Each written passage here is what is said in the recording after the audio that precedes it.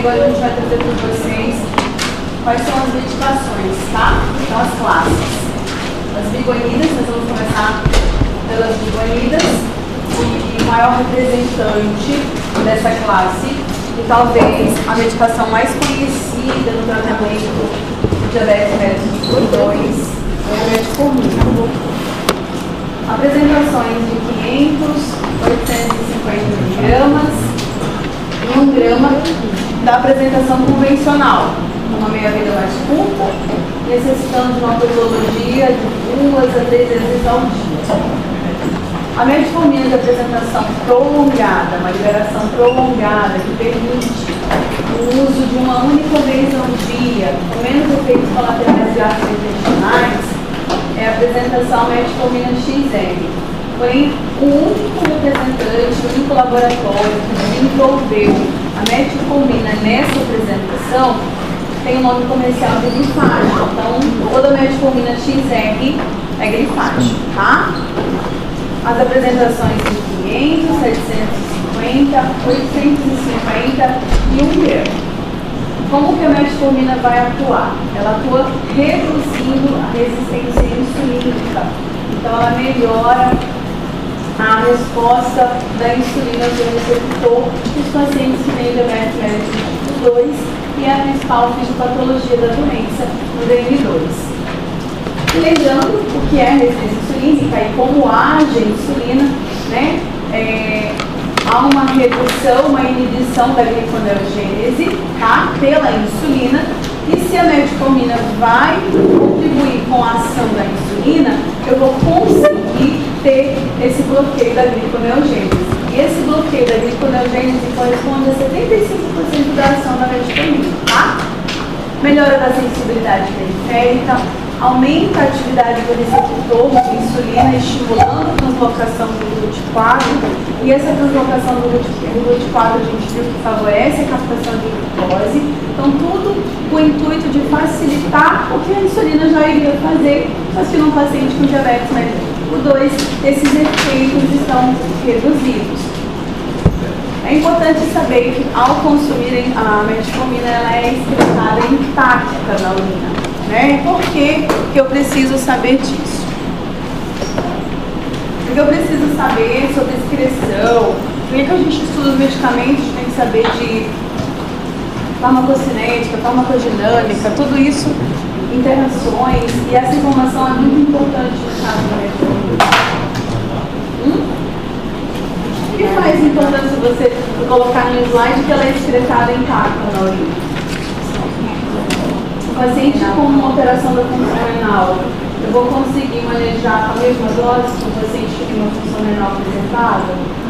Não. Inclusive, a metformina é contraindicada em pacientes com taxa de filtração glomerular menor do que 30 ml por minuto, né?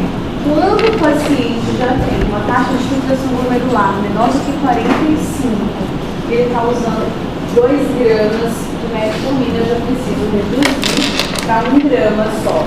E se esse paciente tem uma taxa de filtração menor do que 30, eu tenho que suspender a metformina. Mas, professora, ele tem diabetes tipo 2, ele é obeso, ele tem sinais de resistência insulínica. Pois é, não pode usar. Você vai usar outro medicamento, vai manejar essa resistência insulínica com emagrecimento, com dieta, atividade física, mas ele não pode usar mais a metformina. Por quê? Há muitos e muitos anos que essa complicação não existe mais por esse cuidado. Mas, quando havia o uso da metformina em pacientes com doença renal crônica avançada, era aventada uma complicação chamada acidose lática. Tá? Então, acidose com ácido lático, um quadro extremamente grave. Nenhum dos meus professores, que já são mais velhos, vivenciaram uma complicação dessa. Então, há relatos de livro, né? Porém, quando começou a ter todos os cuidados com a metformina, essas complicações a respeito das acidose lática não são mais relatadas. Então, um dos cuidados para evitar essa complicação é respeitar a taxa de filtração glomerular. Um outro cuidado é não utilizar a metformina em pacientes graves, em pacientes que estão internados com infecções, em pacientes portadores de insuficiência respiratória, em pacientes portadores de insuficiência hepática, já um child já C, B grave, C, tá? Por conta dessa possível complicação, tá? Então, respeitando as contraindicações da metformina, a gente não tem visto mais relatos dessa complicação, tá? A medicação deve ser temporariamente suspeita 1 a 2 dias antes de realizar exames com contrastes ou procedimentos cirúrgicos de médio a grande porte. Todo paciente internado, paciente vinha usando metformina, dibeclamida, tem que suspender os medicamentos orais durante a internação de todos os pacientes e utilizar de forma mais segura a insulina. Tá? Então, internou o paciente, você vai passar a visita. O paciente, você fez até a admissão do paciente. E esse paciente é diabético, estava usando metformina em dose máxima e tal. Você vai suspender, você vai propor um esquema de monitoramento glicêmico para esse paciente. Você vai deixar inicialmente um esquema de insulina rápida com o objetivo de correção, e isso vai ser individualizado para aquele paciente. Você não vai copiar e colar do coleguinha que estava internado. Ai, professora, quem faz isso? Todo mundo. Inclusive, esses dias de dezembro, eu fiz uma avaliação no Código da União e a criança estava recebendo insulina rápida, Ctrl-C, Ctrl-V, de adulto, né? Porque quem internou não era pediatra, enfim, toda aquela questão que eu falo com vocês, tem que fazer residência. Os coleguinhas formam e dizem que já é especialista em pediatria, sem fazer residência de pediatria.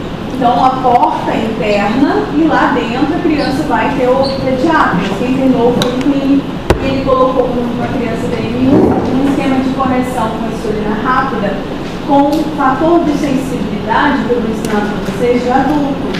Como assim, professora? Vocês acham que uma unidade de insulina num adulto abaixa a mesma quantidade que uma unidade de insulina numa criança? Quantos de vocês já entraram no hospital e viram correção de insulina assim? De 180 a 260 aplicadores, de 261 a 300 e tanto aplicar 3. Vai todos os mapeamentos de prescrição. Só que aquilo ali não é uma cópia. Cada pessoa tem o seu fator de sensibilidade. Cada pessoa tem quanto unidade de insulina baixa. Isso de acordo com a idade, o peso, função renal, uso ou não de medicações, uso de glicocorticoide, aumenta ou diminui a resistência insulínica. O uso do corticoide, ele favorece o controle glicêmico ou ele prejudica o controle glicêmico? Prejudica. O glicocorticoide é um hormônio contra-insulínico, né? Então, se o cara vai internar, o paciente vai internar com o glicocorticoide, ele vai ter um pouquinho mais de dificuldade de controlar essa glicemia. Se uma criança vai internar, essa criança vai ter uma facilidade, porque é magrinho, pequenininho, a insulina às vezes abaixa 100 miligramas, uma unidade numa criança. Então essa criança estava internada pela hipoglicemia. Aí quando eu fui olhar a prescrição, eu precisei mudar. Mas, quando você internar um paciente, você vai saber colocar para aquele paciente qual a insulina regular inicialmente, para corrigir.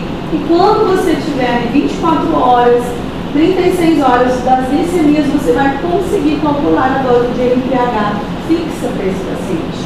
Tá? Ele nunca usou insulina, você nem sabe. Aí você já coloca NPH de manhã, de noite, você não sabe se ele vai comer, como ele vai se adequar com a dieta do hospital. Nas primeiras 24 horas você deixa o esquema de correção, você conhece o perfil glicêmico desse paciente. Logo depois você já começa uma insulina basal, direto pelo hospital, NPH, tá? Então tem que suspender os antidiabéticos orais durante a internação. Isso não, o paciente não vai ficar descompensado, desassistido. Você vai saber colocar um esquema para ele de insulina rápida e depois, logo depois, uma basal. Então eu falei para vocês a dosilática, a reação adversa mais temida da metformina, porém, com todos os cuidados, suspensão durante a internação, suspensão antes de um procedimento contratado, suspensão antes de cirurgia, suspensão durante a internação, suspensão durante insuficiência renal, ajuste de dose, a gente não tem mais essa complicação, tá? e há uma alteração por interferência da absorção da vitamina B12 no milho distal. Então, alguns pacientes podem ter deficiência de vitamina B12 com o uso da metformina. Professora, então já sei, eu vou suspender a metformina quando o paciente tem deficiência de vitamina B12. Sim ou não?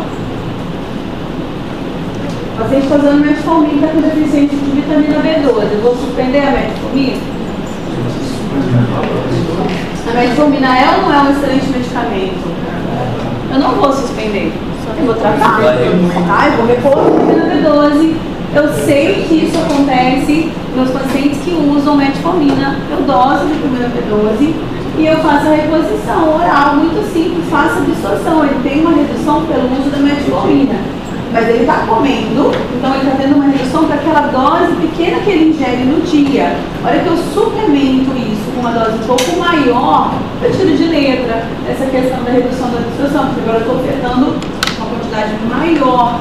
Se está reduzido, mas eu estou ofertando mais, vai chegar mais aquele pouco daquele muito que está chegando, vai absorver, vai ser o suficiente para o meu paciente. Então, é só ficar alerta, saber que isso acontece e eu não deixar isso levar em diante. Eu vou prevenir, vou repor e vou sempre acompanhar. Entendemos a metformina? Agora vamos lá. Só para falar com quanto eu começo, como eu prescrevo. Geralmente, no diabetes, as doses têm que ser maiores do que 1 grama, tá? A metformina, mesmo grifagem, costuma dar efeitos colaterais iniciais, que são principalmente gastrointestinais.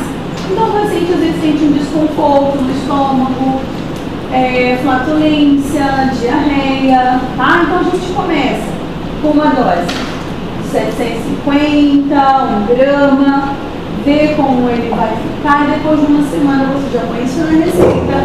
Após uma semana, tomar um comprimido após o almoço, após o jantar, tá? Por quê?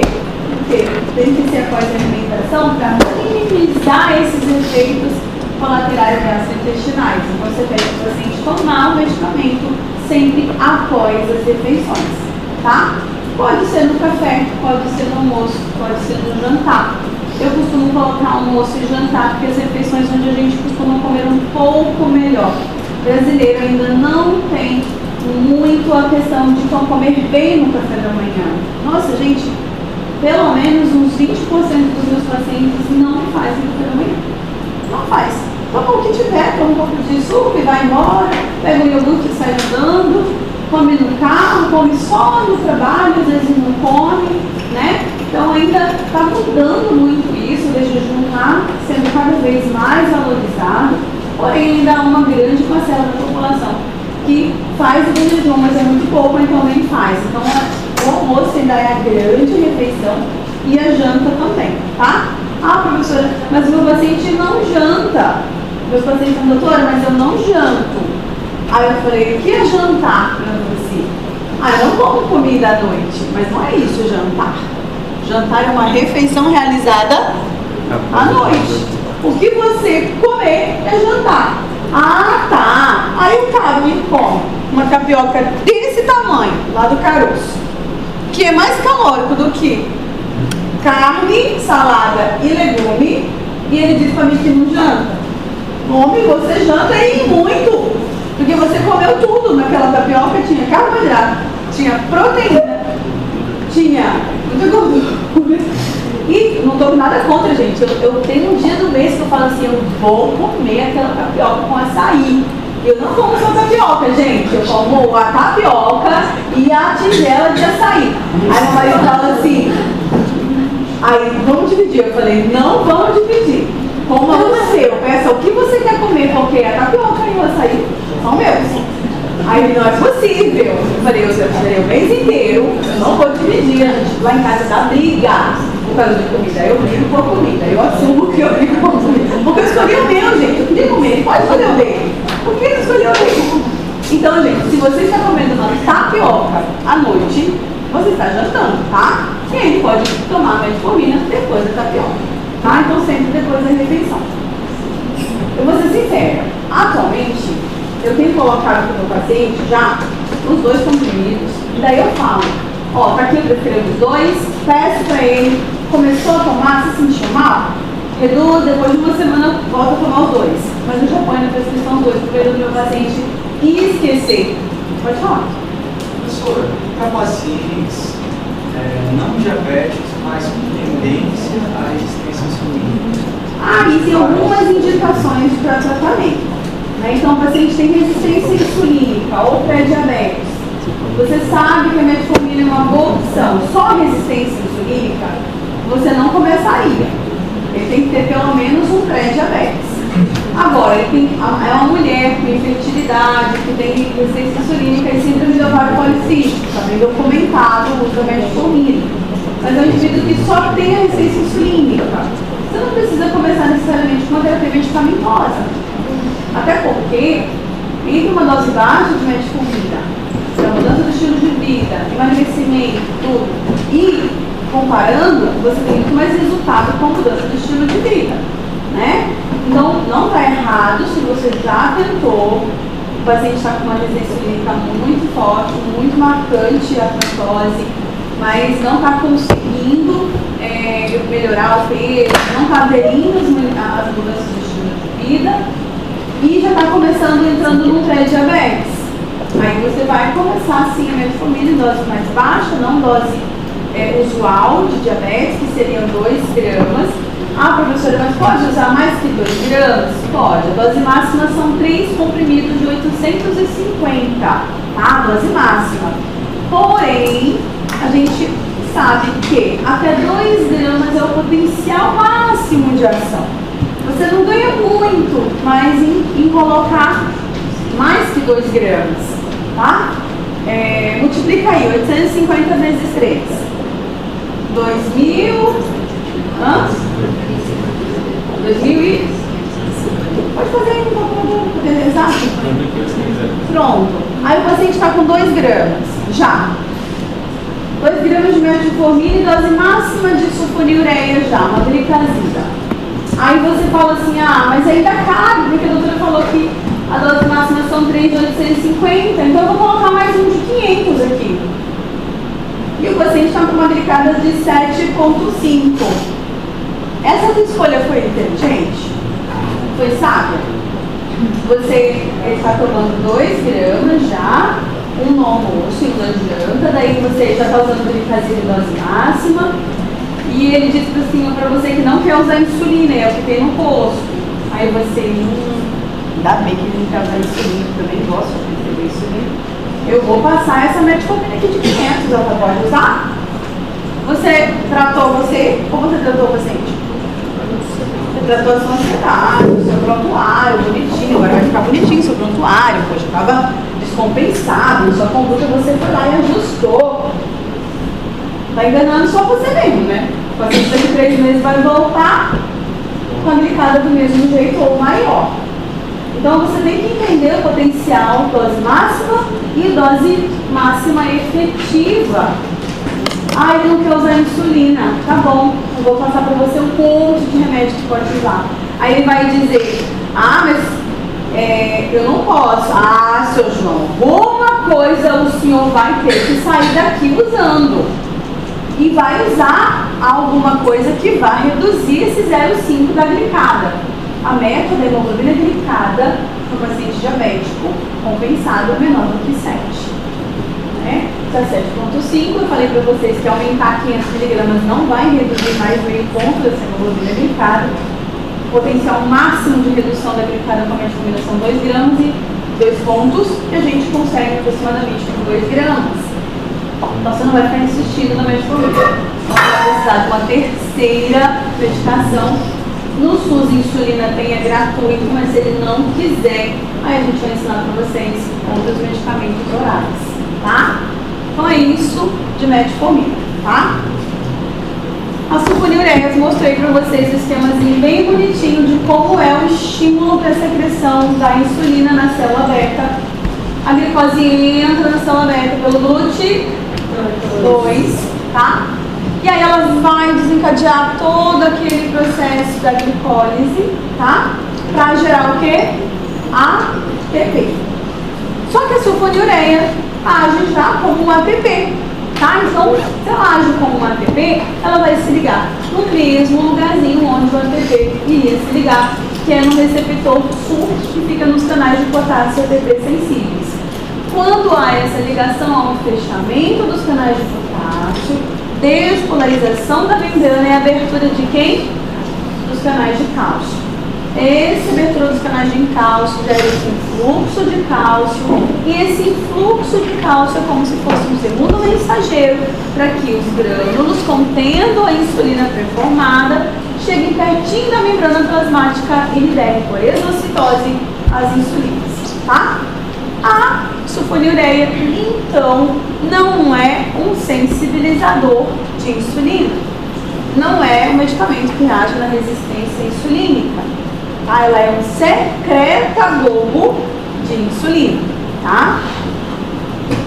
Quais são as mais comuns no mercado?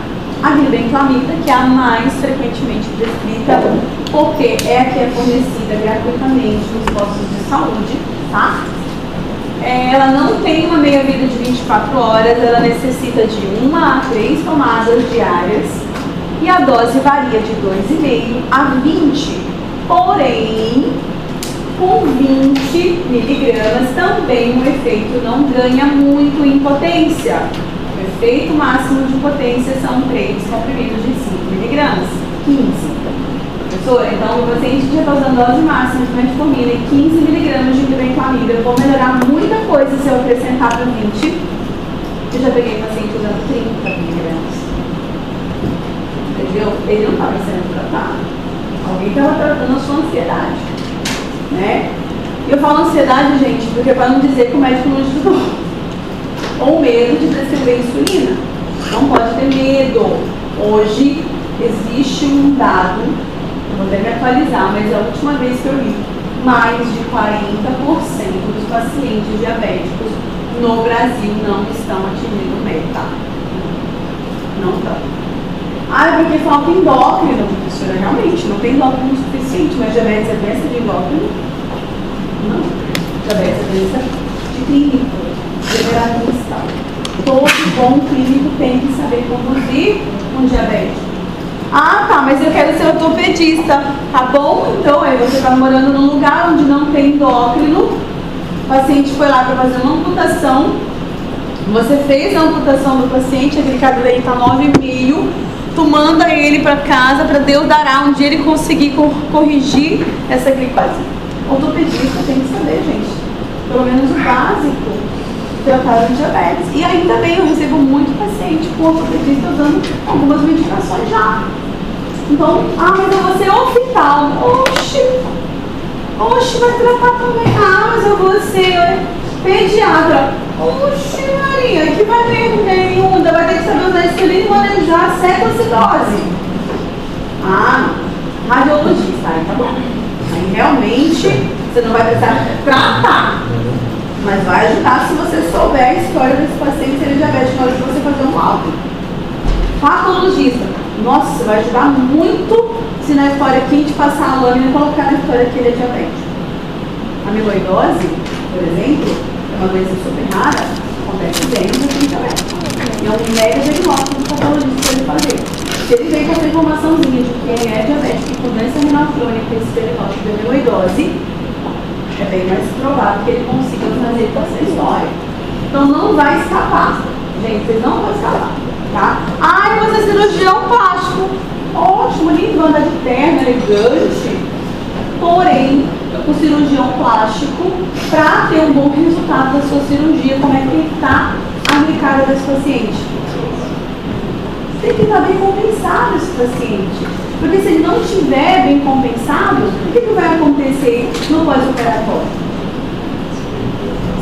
Gente, plástica é uma medicina diferente. Como assim, professora?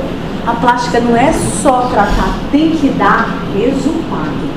É como se fosse um comércio.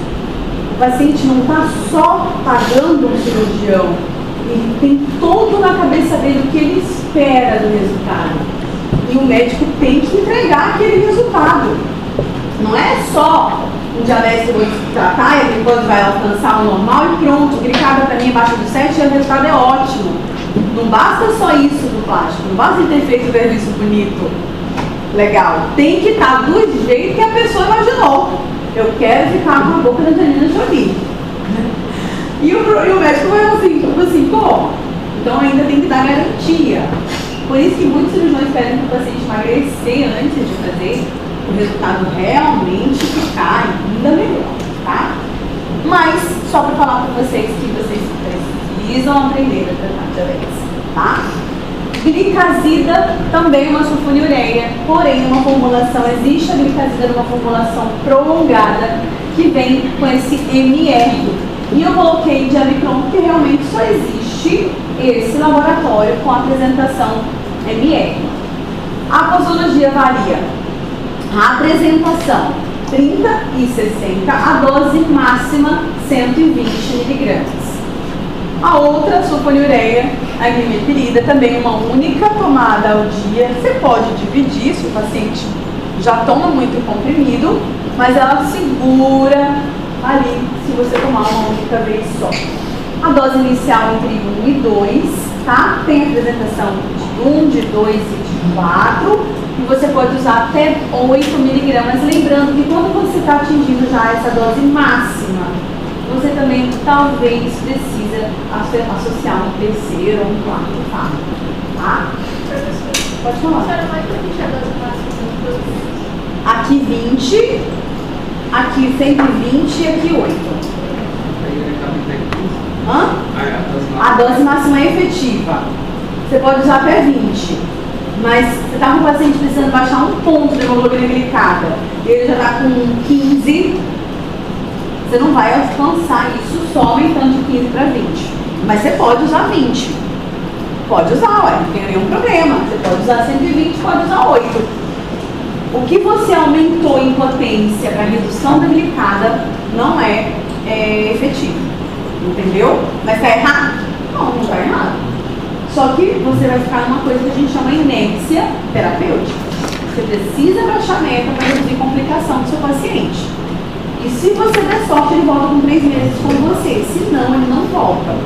Em 6 meses, se ele demorar para voltar descompensado, ele pode voltar com você com uma retinopatia. Ele pode voltar com você com uma neuropatia. Lembra que quando o paciente faz o diagnóstico de diabetes 2, ele já tem que fazer rastreio de complicações microvasculares. Porque você não sabe há quanto tempo ele está exposto à hiperglicemia. Então você não pode perder tempo para deixar o seu paciente na meta. Hoje a gente advoga já no início de terapia dupla para a maioria dos pacientes. Nem só na discorrida, gente. Às vezes a gente já começa com dupla terapia para atingir a meta mais rápido. Porque eu não sei há quanto tempo que ele está em hiperglicemia. Tá? Então essas são as apresentações das sulfonilureias, aqui com as doses máximas, tá? 120, 8 e 20. A gente não tem mais a prescrição da clofopamida, que causava muita hipoglicemia. Já a gente não compra, não prescreve. E essa glipizida vende muito pouco, o laboratório quase não fornece a medicação, então a gente acaba que eu nem tenho mão da glipizida. Lembrando que das 3, a que mais causa hipoglicemia é a glibenclamida. Não é segura para idoso, tá? A glimetrida e a glicazida MR, com posologia uma única vez ao dia, elas são mais seguras do ponto de vista de hipoglicemia, tá? Mas são basicamente secretagogos de insulina. Um paciente que está obeso, que tem bastante condição financeira para medicamento, mas ele é obeso, com resistência insulínica, já está usando metformina, a sulfonilureia vai ser uma boa segunda opção?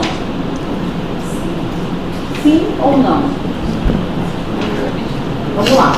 Existe Ozempic, existe inibidor da SGLT2, existe inibidor da DPP4, existe sulfonilureia. Vocês não sabem as outras classes, mas todo mundo sabe que Ozempic emagrece.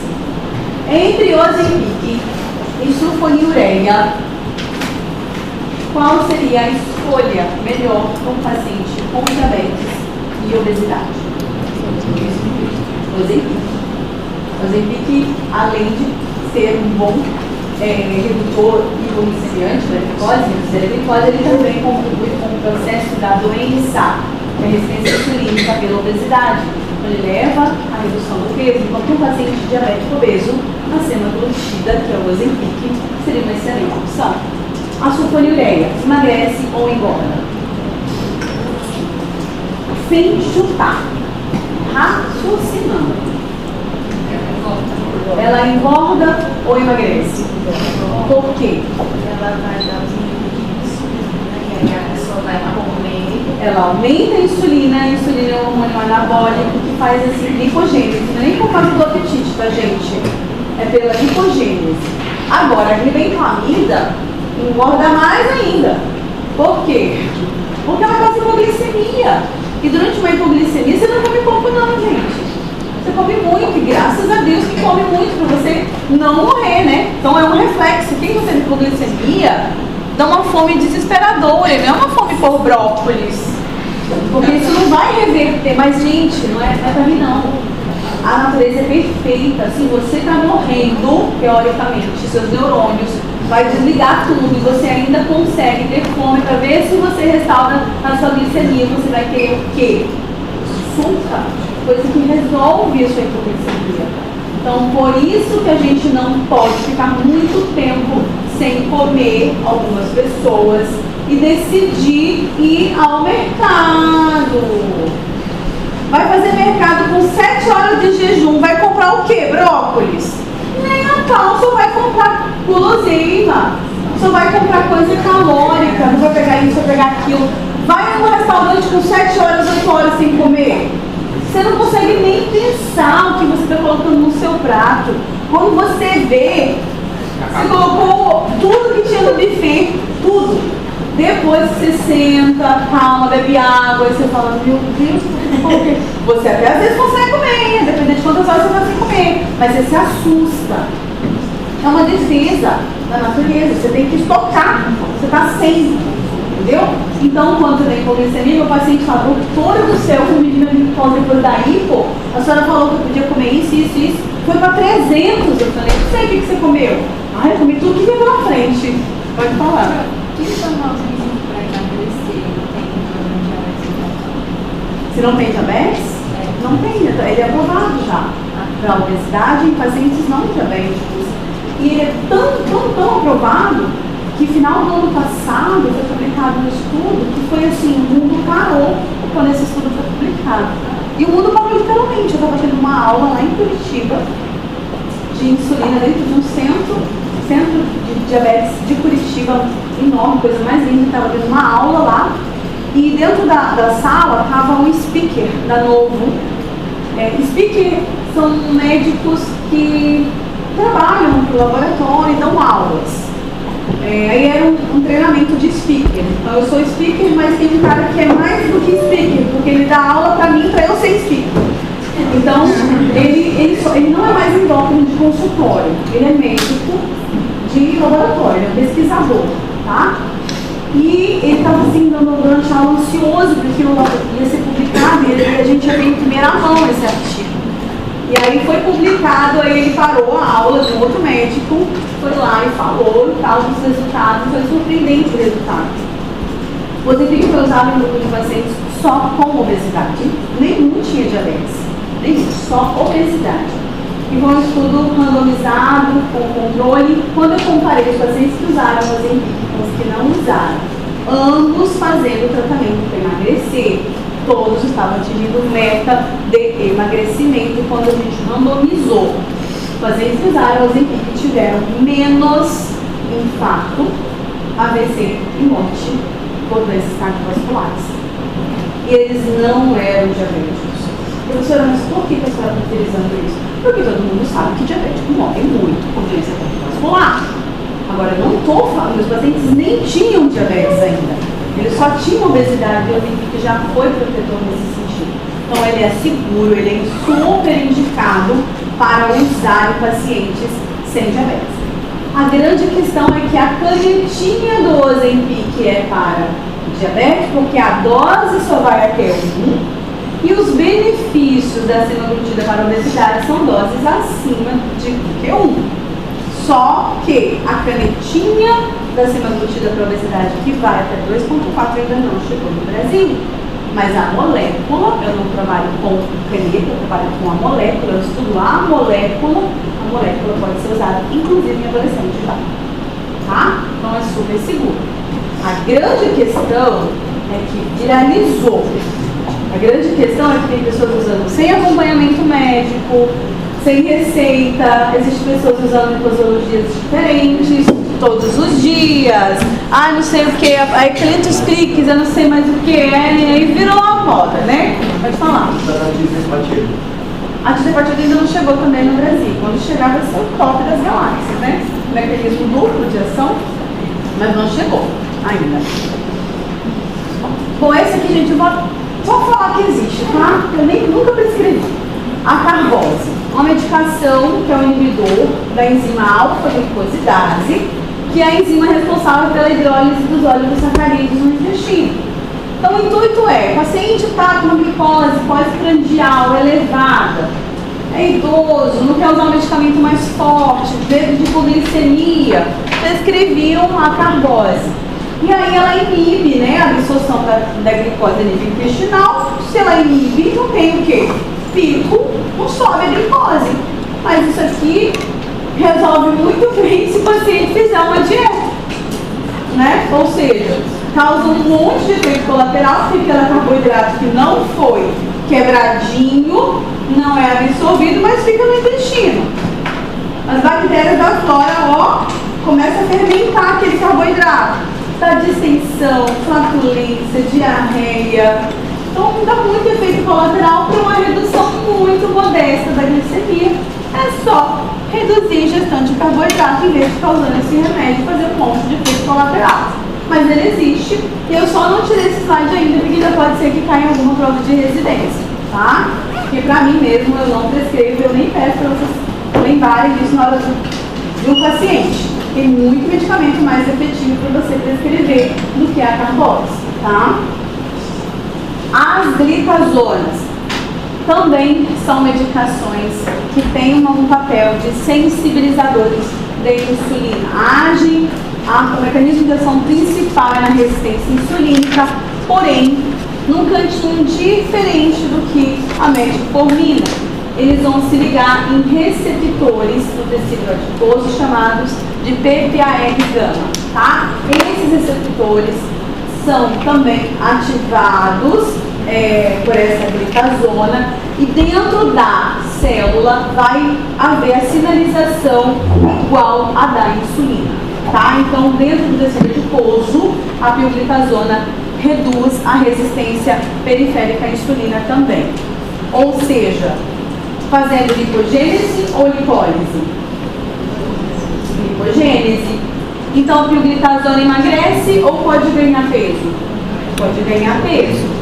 Mas é gordura visceral, que veio de consumo de gordura, de fritura, de carboidrato em excesso? Não. Ganha peso, tecido celular subcutâneo, não é uma gordura inflamatória, tá? É ruim? Às vezes é ruim esse ganho de peso também, então a gente não quer. Porém, é uma medicação que tem muita efetividade em resistência insulínica. Hoje é aprovada para tratamento de pacientes com NASH, tá? Que é esteatohepatite não alcoólica, tá? Então, ela tem uma função muito grande nos nossos pacientes, porque muitas vezes nossos pacientes têm a síndrome metabólica, chegam já com alterações de transaminases induzidas pelo aumento da gordura e a pioglicazona reduz bastante esse processo de inflamação, aumento de TGO e GP induzidos pela esteatose hepática, tá? Que não é incomum o paciente diabético ter, na verdade, o principal fator de risco para a esteatose hepática é a obesidade e diabetes, né? Então, é uma medicação que tem ali a sua função sabendo prescrever. Por quê? Alguns efeitos colaterais, né?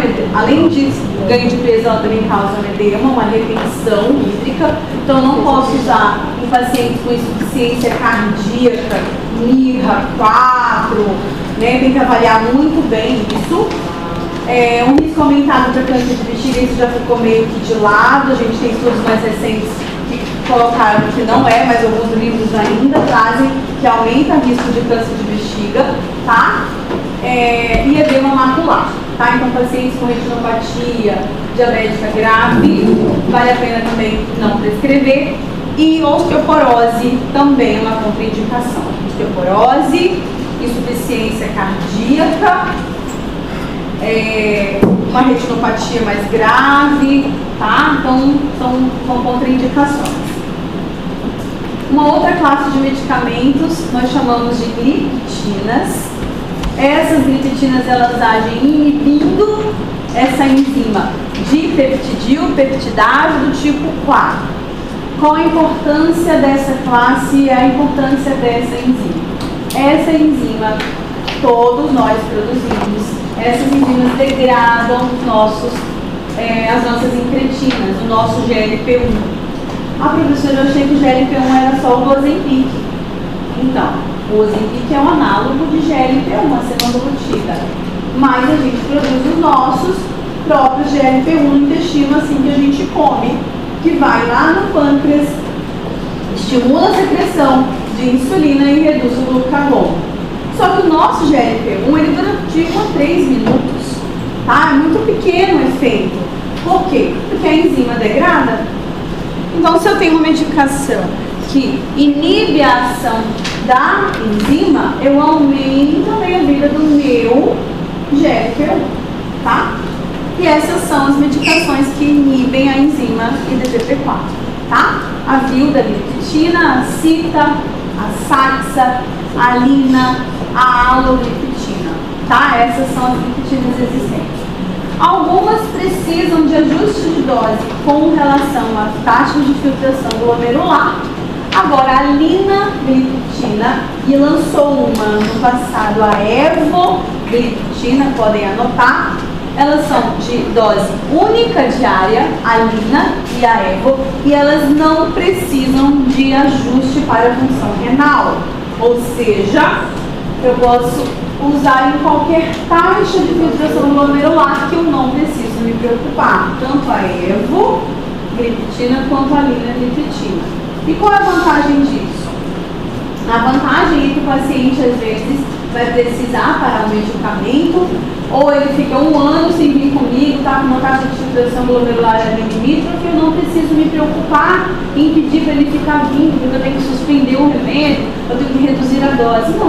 Não precisa de ajuste na função renal, porque elas são eliminadas pela bile, tá? Então, eu não preciso me preocupar. A lina e a evo, tá? Mas assim, elas são muito potentes. Vocês acham que ela tem uma potência muito grande de redução da glicose? Elas são estímulo glicose dependente, pós-refeição. Elas vão ter uma redução muito importante da nossa glicemia, da hemoglobina glicada? Não. Em média, vão reduzir ali 0,6, 0,8 da hemoglobina glicada. No máximo, entendeu? Então não é uma medicação com uma potência muito grande, tá? Porém, é uma medicação segura ou não segura para pacientes com risco de hipoglicemia, pacientes que não podem ter hipoglicemia, idosos, cardiopatas. Ela é ou não é segura do ponto de vista da hipoglicemia? Sim, porque o estímulo da secreção de insulina é glicose dependente. A sulfonilureia é glicose dependente? Se você comeu, vai liberar insulina, sulfonilureia? Sim, se você não comeu, também. Né? Então, em termos de segurança contra a hipoglicemia, grupos de risco, pacientes que eu tenho medo da hipoglicemia, quem são esses pacientes? Idosos, coronariopatas, né, cardiopatas, pacientes que já têm longa data, gente diabética, aqueles que já têm muito tempo com uma neuropatia, eles às vezes não sentem os sintomas da hipoglicemia. É mesmo, professora? Mas isso é um reflexo neuronal. Se você já tem diabetes com uma neuropatia há muito tempo, você pode estar com a glicose de 40 e não ter nenhum sintoma. Então, eu tinha um paciente de ele estava com 58 anos, ele foi internado na UTI porque ele teve uma hipoglicemia e sofreu um PCR, desmaiou. Ficou, não, tem vários dias, conseguiu sair, tava na enfermaria, aí eu tava de plantão, a enfermeira gritou, doutora, pelo amor de Deus, não pode socorrer, o fulano tá com uma hipoglicemia, a mocinha mediu lá, deu 40 e tem que levar não sei o que. Gente, eu juro por Deus, quando eu cheguei, ele estava assim, com a perna cruzada, com 30 e pouco, lendo revista, não. Nem aí pro que estava acontecendo. Ou seja, ia morrer e não ia saber. Entendeu? Então não é isso, vocês vão ler livro, tá no livro, entendeu? E eu vi isso, eu olhei o paciente e falei, não lembro o nome dele mais, mas assim, nossa, ele virou quase um filho, porque ele ficou quase 3 meses no hospital. Né? Passou pelo meu rodízio da UTI, peguei ele nos plantões que eu fazia no médico, entendeu? Então assim, ele realmente não sentia. Então isso pode acontecer, existe uma neuropatia, que ele não sentia mais os sintomas. Então esse paciente tinha que ser a melhor insulina para ele, a mais segura. Para esse paciente hoje, se eu tivesse acesso, eu estivesse tratando, eu ia pedir para ele da justiça, brigar na justiça para ele conseguir a nova bomba de insulina, que é um pâncreas artificial, que corrige, ao mesmo tempo ele joga a insulina e ele detecta os níveis. Então ele tem um sensor de glicemia e o aplicador de insulina. A bomba simplesmente interrompe a secreção em caso de hipoglicemia e ela corrige em caso de hiperglicemia. A bomba faz isso. Então aí está lá com 40, o que ia acontecer? 50, não, eu poderia colocar para 70. Chegasse em 70, o que a bomba ia fazer? Interromper a liberação de insulina. Para esse paciente, a Medtronic 780G seria o sonho para a vida desse paciente, tá? Por curiosidade, né? Ai, professora, quanto que custa essa bomba? O custo nem é o problema. 19 mil. Ai, professora, 19 mil, gente. Se alguém juntar aí, fazer um empréstimo, consegue 19 mil, tá? Não é mais... Não, consegue. Junta, faz vaquinha, faz não sei o que, consegue. Tem aquela coisa da vaquinha, gente, que eu vejo o cara pedindo só 100 mil, juntar 200 mil, né? As cotas da vaquinha. O grande problema é a manutenção. Todo mês há um custo de 3 a 4 mil reais para os insumos, para o sensorzinho que lê, para o refilzinho da insulina, para o fiozinho, o cafetezinho, tudo, né? A pilha, não sei mais o que. Tudo isso por mês dá em torno de 4 mil reais os insumos. Aí fica realmente mais pesado. Mas esse paciente ganharia na justiça sim, entendeu? Que tem medicamento muito mais caro que ganha do que os insumos da bomba, né? Tem medicamento aí, gente, de 8 mil reais que a pessoa, uma dose para um mês, a pessoa consegue na justiça, então conseguiria, né? A gente ia brigar na justiça desse paciente, a gente ia conseguir. Professora, você pode falar de alguns efeitos colaterais dessa medicação? Gente, pouquíssimo. Dessa medicação, náusea, né? Não é náusea, enjoo, entendeu? Dor de cabeça, muito parecido com os do Ozempic, mas infinitamente menor, tá? Pouquíssimo, gente. Eu nunca tive um paciente que teve colateral desse efeito. Agora, uma coisa que você precisa lembrar, não causa hipoglicemia, uma vez ao dia. Tem uns que são uma vez ao dia, tem uns que são 2 vezes ao dia. Muito obrigada, Viado, pelo vazio aqui, gente! Obrigada! Meu marido mandou. Foi meu marido? É, o doutor. Jura? Aham. Isso, gente! Olha, eu achei que você podia ficar no crédito, hein? Eu achei que fosse a turma.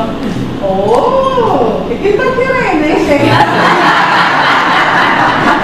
Não precisa nem eu falar, tá, gente? Você já pensa, né? Ó, chocolate. Gente, ele quer repor meu glicogênio. Ó, a sitagliptina, a dose dela, 100 mg uma vez ao dia, mas a Vilda é 2 vezes ao dia. A Saxa pode ser uma vez, mas a alogliptina é de 25 uma vez ao dia, e essa Vilda aqui, 2 vezes ao dia. A sitagliptina você pode usar 100 mg uma vez, ou você pode usar 50 mg 2 vezes ao dia. Agora perceba que algumas têm ajuste na insuficiência renal. A cita tem que ajustar, a alo tem que ajustar, a saxa tem que ajustar, mas a lina não precisa. Eu não quero que vocês decorem isso aqui, nem isso aqui, não precisa. Ai meu Deus, quanto que tem que usar, tem que reduzir a dose, não precisa. Eu quero que vocês saibam aqui não precisa ajustar, tá? Porque dificilmente vocês vão na clínica, quando vocês trabalharem, vão ter um paciente com diabetes que com insuficiência renal grave que vocês precisam conduzir o paciente do começo ao fim. Não. Vocês precisam começar um tratamento para ele e já referenciar. Porque o diabetes simples é a grande maioria. Qual que é o diabetes simples? O paciente no início do diagnóstico, mais fácil de conduzir, que ainda não precisa de doses altas de insulina, que não tem complicações do diabetes. A partir do momento que esse paciente está insulinizado plenamente, ou que ele tem uma doença renal crônica, esse paciente tem que estar com um especialista, tá? Mas chegou para você, ele pode, esse medicamento custa hoje em torno de R$90, R$100 a caixinha.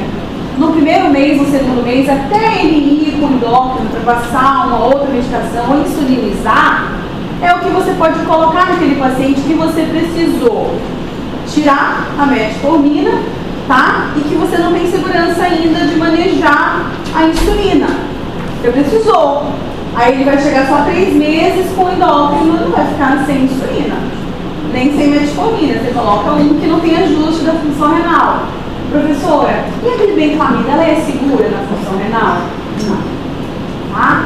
Das sulfonilureias, doença renal crônica, das sulfonilureias, as mais seguras são a glibenclamida e a glifazida. Tá? A glibenclamida não é indicada no paciente com doença renal crônica. Tá?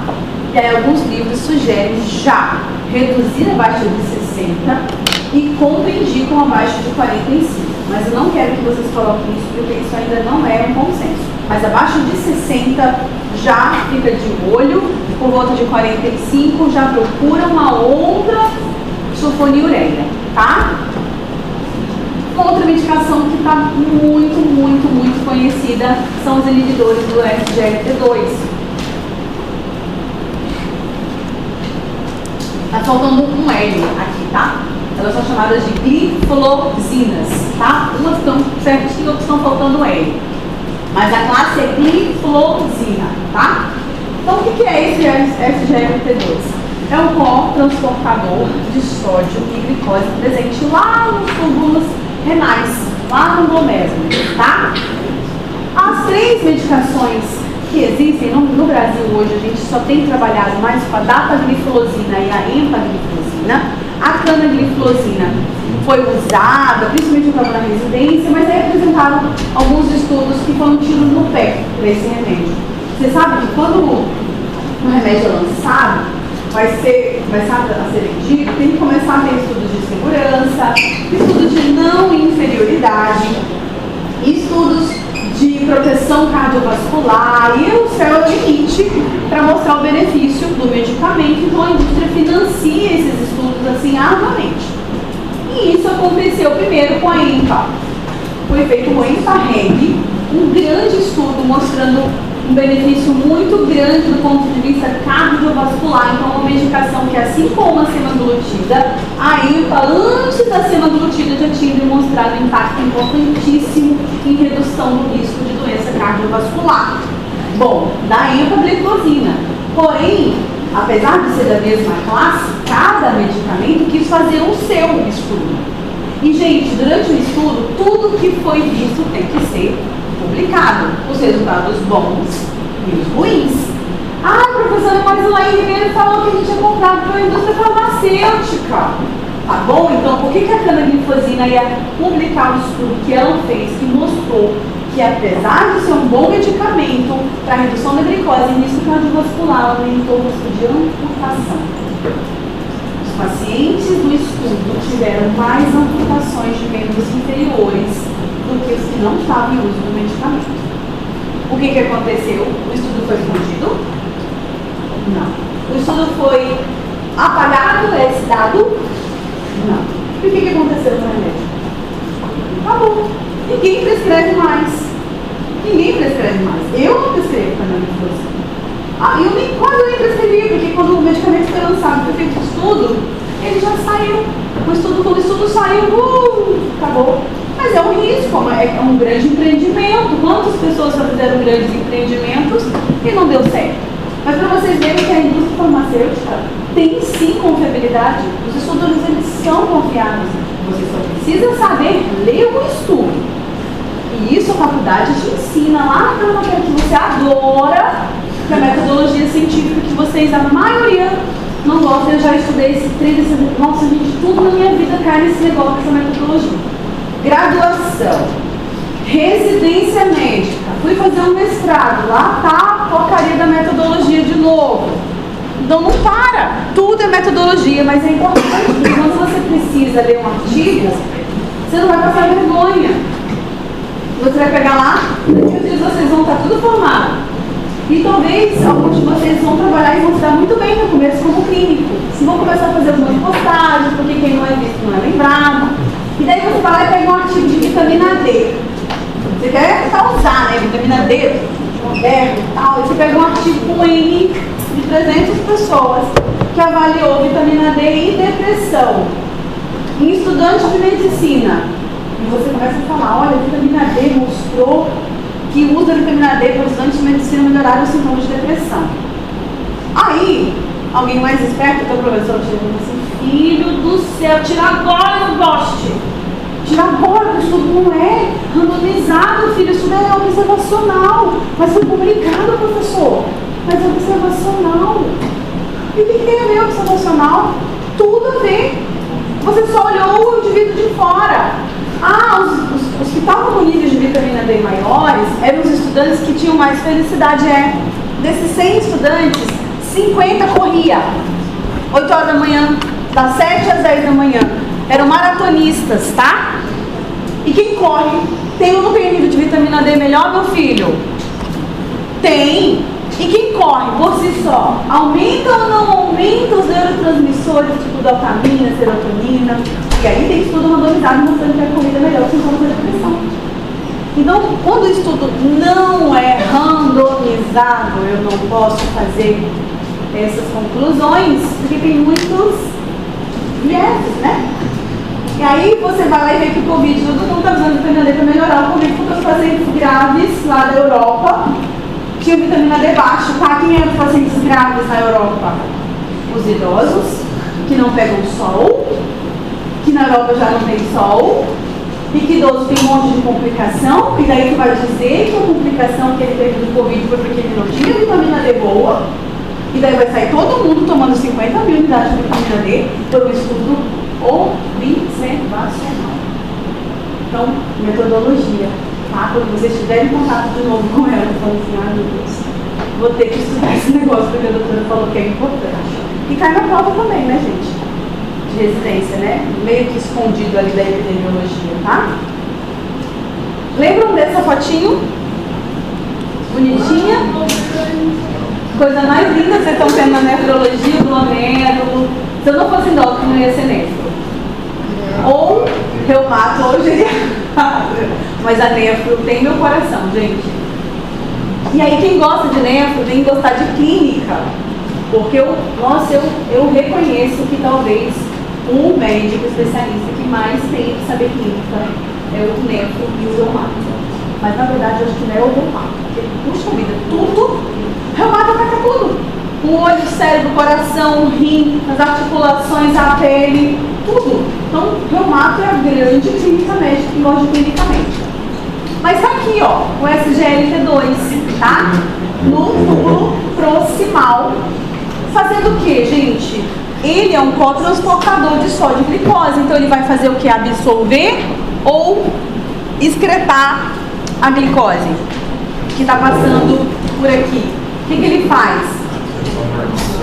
Ele favorece a reabsorção, tá? Vai para onde? Pro sangue. E não vai para urina. Quando eu bloqueio, o que acontece com a glicose? Vai pro xixi, tá? E aí o paciente que toma esse medicamento tem glicosúria, tá? Então, se tem glicosúria, eu consigo evitar a reabsorção dessa glicose. Tem excreção de glicose, mas glicose é o quê? E ele não é um transportador de glicose e sódio. Então vai glicose e E aonde vai sódio? Vai água.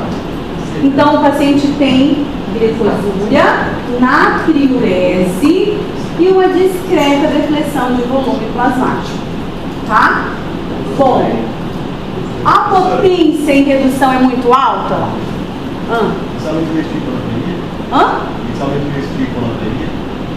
Não chega a ser hiponatremia porque a queda não é muito grande, mas essa natriurese melhorou muito função cardiovascular, insuficiência cardíaca pela natriurese, essa depressão de volume. Então hoje esse medicamento não é usado só para diabetes. Esse medicamento é usado em pacientes com insuficiência cardíaca de fração de ejeção preservada. Esse medicamento é utilizado por pacientes para redução de microalbuminúria, tá? Então é um medicamento que reduz pressão intraglomerular, então reduz perda de proteína. Então é um medicamento que protege a função renal, melhora a função cardíaca e reduz a glicemia. Agora, o incremento na excreção urinária, né, na excreção de glicose, não é muito grande, gente. Então, qual é a potência dele? É maior do que da metformina? Não. Tá? Mas ele é tão bom em outras funções que é um medicamento que, quando tem a indicação, eu vou mostrar para vocês nas diretrizes, deve ser iniciado, deve ser prescrito. Porém, ele isoladamente não vai compensar o seu paciente que está com a hemoglobina glicada de 10 e precisa chegar em 7. A queda de hemoglobina glicada com a medicação é aproximadamente 1 ponto, tá? Então, também não é um medicamento com grande potência, porém é um excelente medicamento hoje para prevenção de doenças cardiovasculares, proteção da função renal, tá? E função cardíaca. Era um medicamento que até então só endócrino não conhecia. Hoje está na prescrição do cardiologista, está na prescrição do nefrologista, independente de ter ou não diabetes. Tá? A dose é diferente, mas é excelente. Como que a gente estuda agora tudo que a gente viu? Na verdade, faltou um slidezinho aqui, que é da dapagliflozina. Eu tenho 2 aulas prontas, eu acabei pegando no anterior. A medicação que a gente vai esquecer de notar aqui é a dapagliflozina, tá? É a semaglutida. Então tem uma classe de medicamentos, vê se eu acho aqui esse slide, que são os análogos do GLP-1. Antes de acabar os antidiabéticos orais injetáveis, os análogos de GLP-1, que é a semaglutida, que é o Ozempic. Se é análogo de GLP-1, como que a semaglutida vai agir, gente?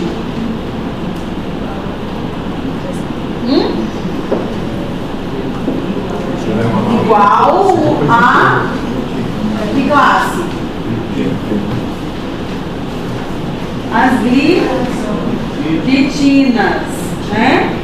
E aí, ela vai fazer o que com a insulina?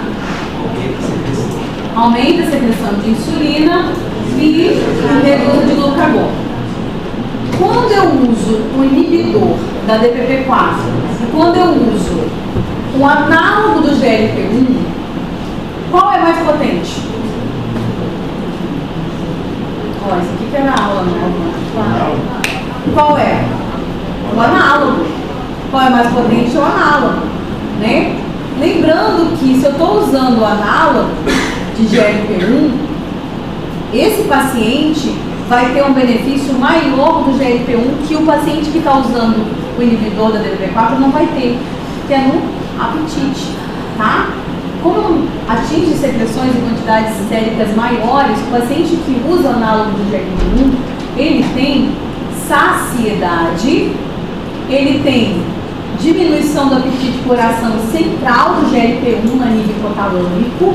Então, o paciente que está usando o análogo do GLP-1, além de ter controle glicêmico, também perde peso, tá? É muito a perda de peso? Não. Depende da dose. O paciente atingindo doses maiores, ele vai ter um resultado maior na perda de peso. Aqui essa é a aula, tá? Então, essa aqui é a aula nova, ele está falando muita coisa. Então, o paciente, análogo de GLP-1, só vou voltar isso aqui para vocês, tá?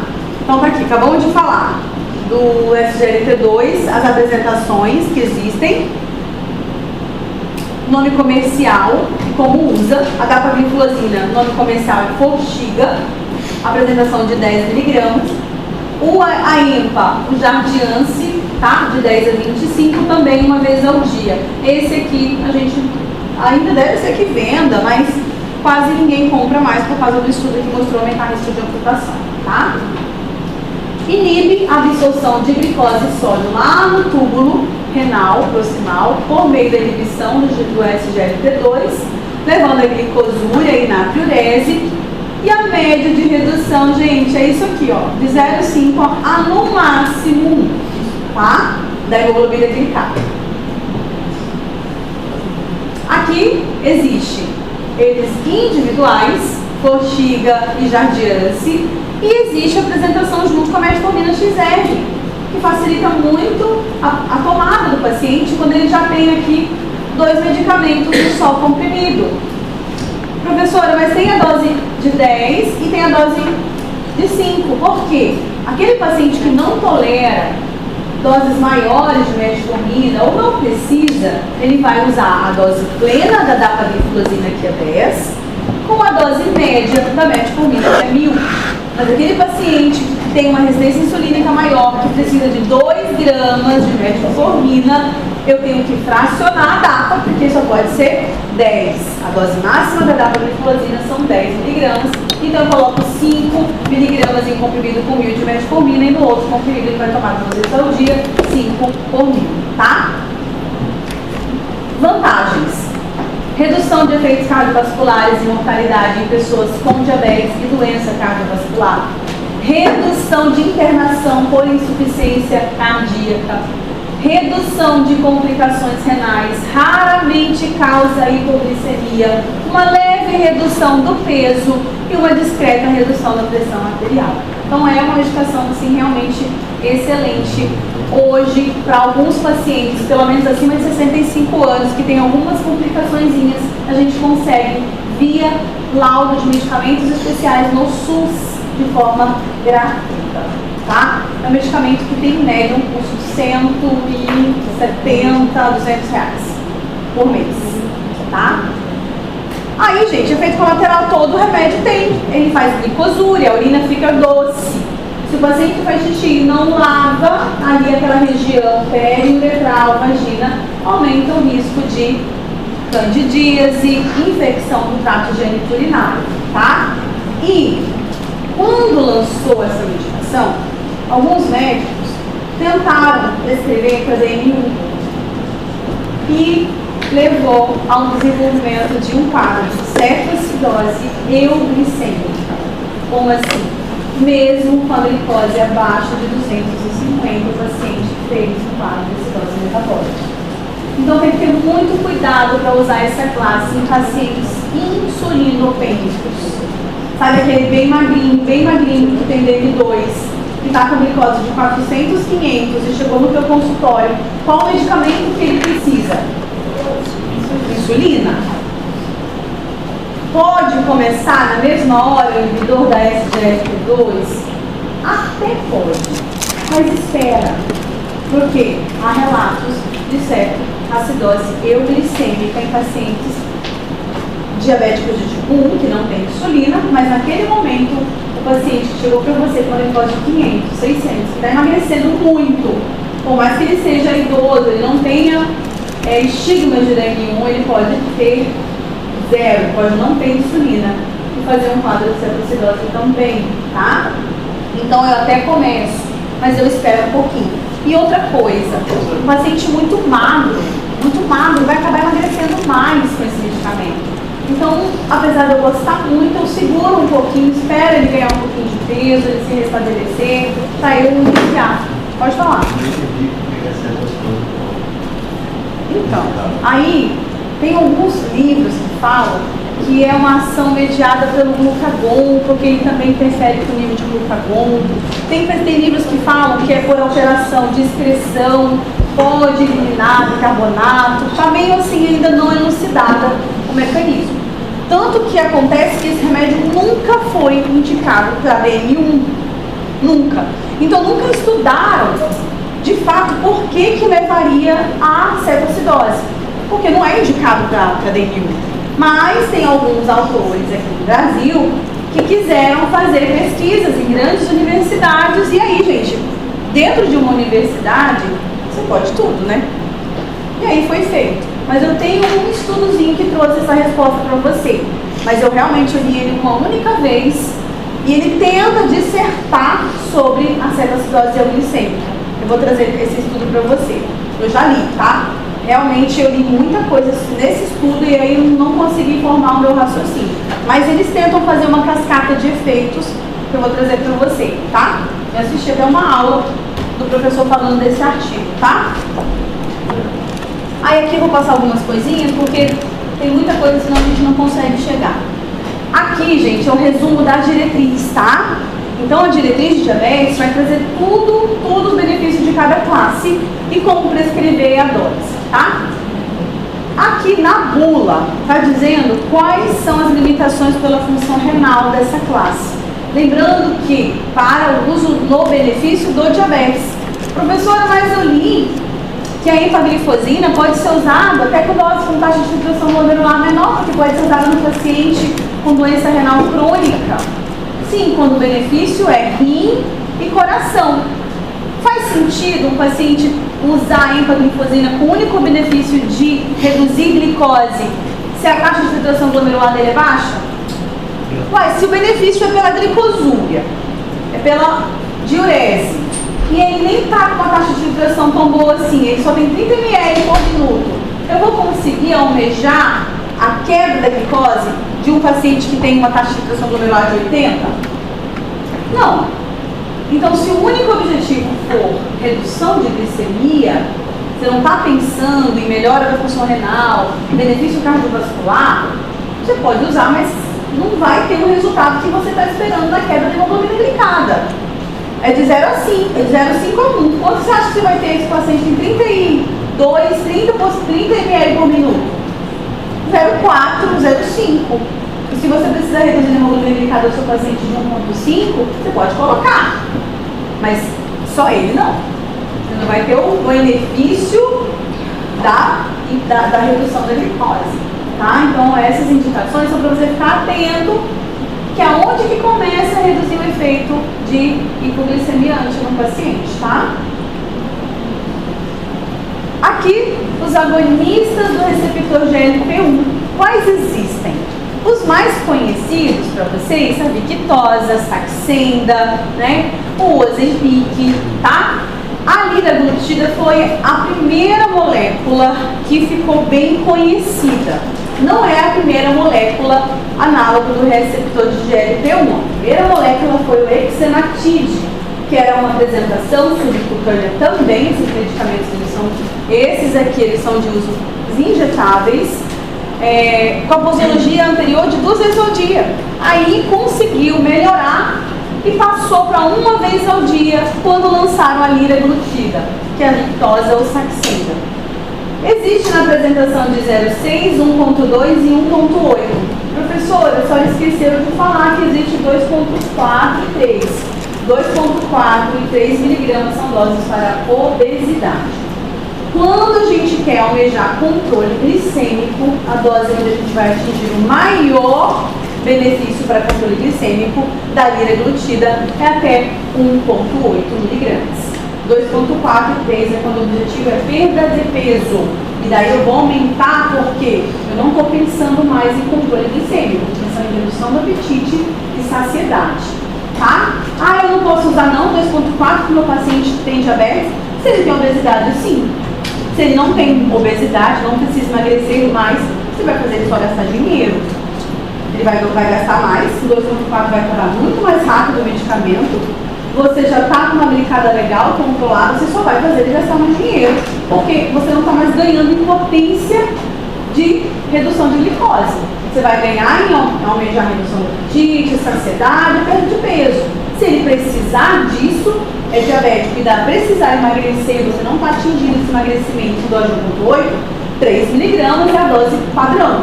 Mas se você já atingiu o controle glicêmico, seu paciente tem um peso mantido, legal, não tem por que você passar para 3.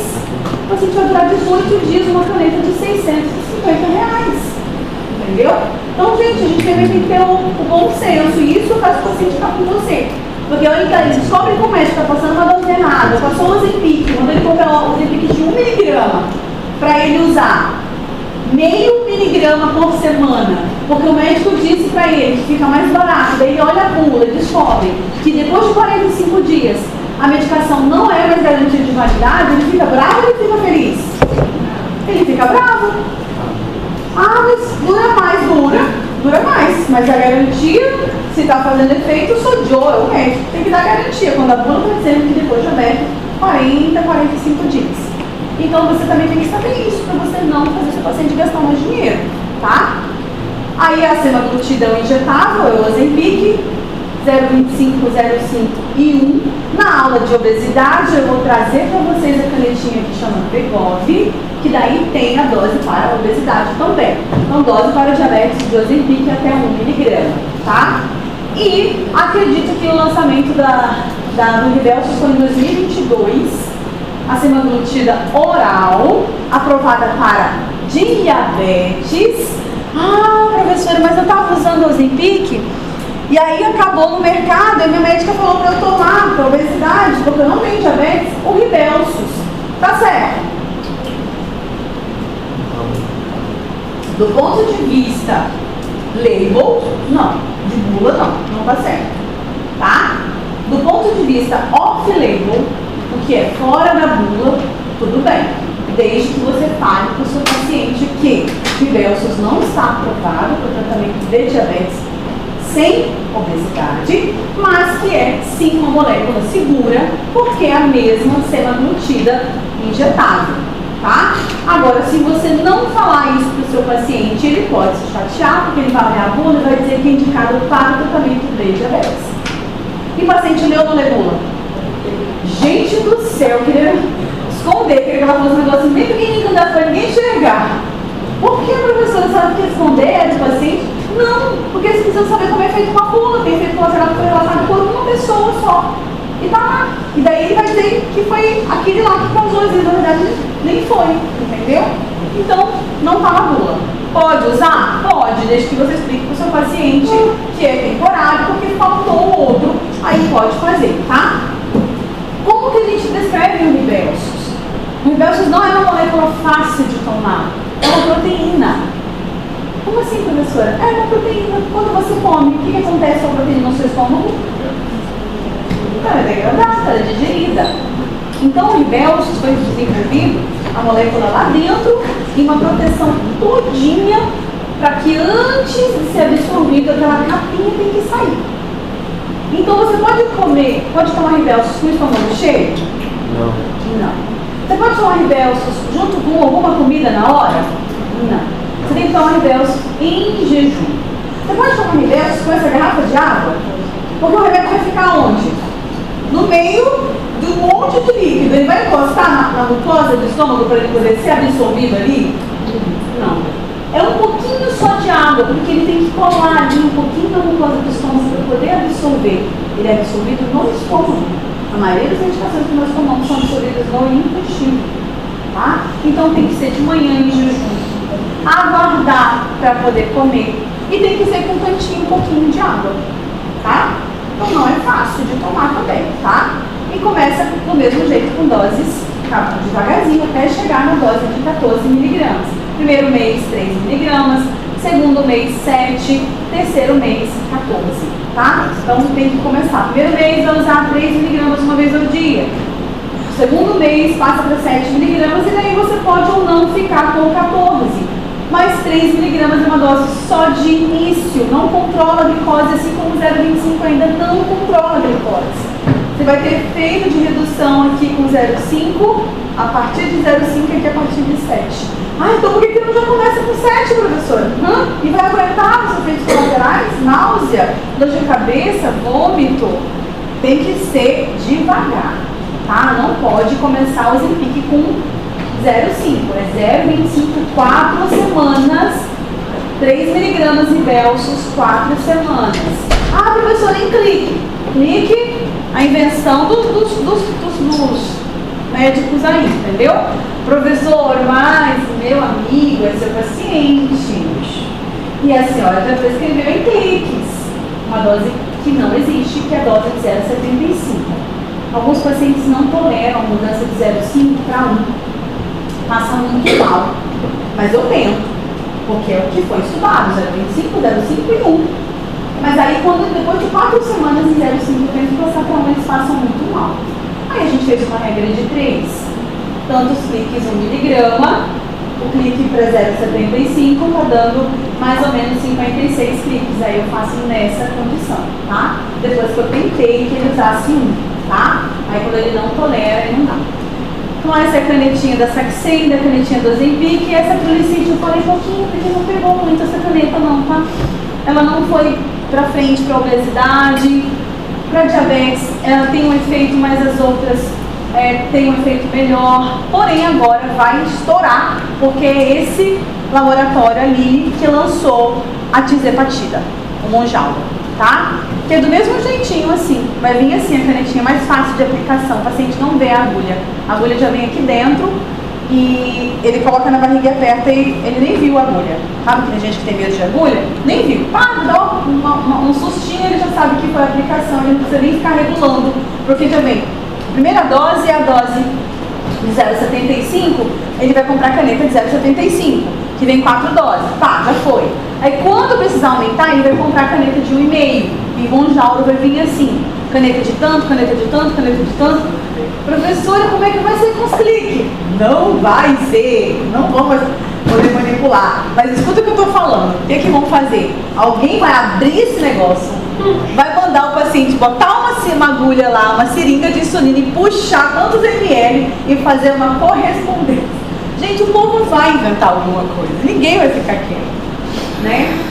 E por quê, professor? Porque o povo gosta de lacrar, gente, por isso, tá? Não é porque tem ciência não, porque o povo gosta de lacrar. Efeitos: aumenta a secreção de insulina, reduz a secreção de glucagon, retarda o esvaziamento gástrico e aumenta a saciedade, tá? Professor, e para perda de peso? Aí não vai estar aqui, vai estar na aula de obesidade, ação nível hipotalâmico, tá? Lá no centro regulador do apetite, tá? Vantagens. Aí, olha só, redução da glicada até 1,5, tá? É isso que a gente vê. Na verdade, chega até 2 pontos, pelo efeito não só da glicemia, pelo efeito da perda de peso, tá? Redução do peso, redução da variabilidade glicêmica pós-prandial, pode levar a uma redução da pressão, redução dos triglicerídeos no caso da semaglutida oral, raramente causa hipoglicemia e redução de eventos cardiovasculares em pacientes com doença cardiovascular e redução de albuminúria, tá? Ou seja, proteção renal, proteção cardíaca, observada com a lira, com a dula e com a semaglutida injetável. O estudo da semaglutida oral já está em andamento, já vai ser publicado também, mostrando que também teve os mesmos benefícios. Diminui a albuminúria, por que diminui a pressão? Porque também a ação da pressão intraglomerular, tá? Efeitos adversos, aí todo mundo já deve ter ouvido falar um pouquinho: náusea, vômito, em alguns pacientes diarreia, em outros pacientes dá uma constipação assim impressionante mesmo. Tem pacientes que eu precisei suspender depois de já tentar supositório de glicerina, depois de tentar lactulona, não resolver, porque às vezes constipa mesmo, tá? Muito raro hipoglicemia, principalmente aqueles pacientes que estão associados com insulina ou com alguma outra medicação que causa hipoglicemia. Foi relatado esse aumento da frequência cardíaca, mas a gente não sei explicar a fisiopatologia para isso, isso foi relato de estudo, tá? E, gente, raramente, mas teve um estudo que mostrou pancreatite, tá? Raro, raro, raro. O que a gente sabe hoje com relação à pancreatite nos estudos? A segurança em não causar pancreatite. Porém, em pacientes que já tiveram pancreatite, a gente tem que investigar bem como foi essa causa, para ver se a gente vai ter ou não a indicação do uso. Ah, professora, acabou uma amiga minha, teve agora pancreatite, uma paciente minha e amiga. Vi no Instagram dela que ela estava com pancreatite. Meu Deus, eu fui pro prontuário dela olhar se eu tinha prescrito para ela Não era, estava dando outra medicação que não tinha nada a ver. A causa da pancreatite dela foi o quê? Vesícula. Vocês não tiveram pancreatite ainda? A pancreatite litiásica, né? Um cálculozinho da vesícula caiu e foi lá e impactou ali, prendeu ali no ductozinho do pâncreas e aí causou uma pancreatite por uma colelitíase, tá? Então, se foi uma pancreatite por colelitíase, não foi nada ali do pâncreas, a gente pode sim fazer uso do Ozempic. Então, você tem que estudar, é uma pancreatite idiopática, não teve causa. Eu ficaria assim um pouquinho mais receosa, porque se estimula a secreção de insulina, estimulou ou não estimulou células pancreáticas? Sim.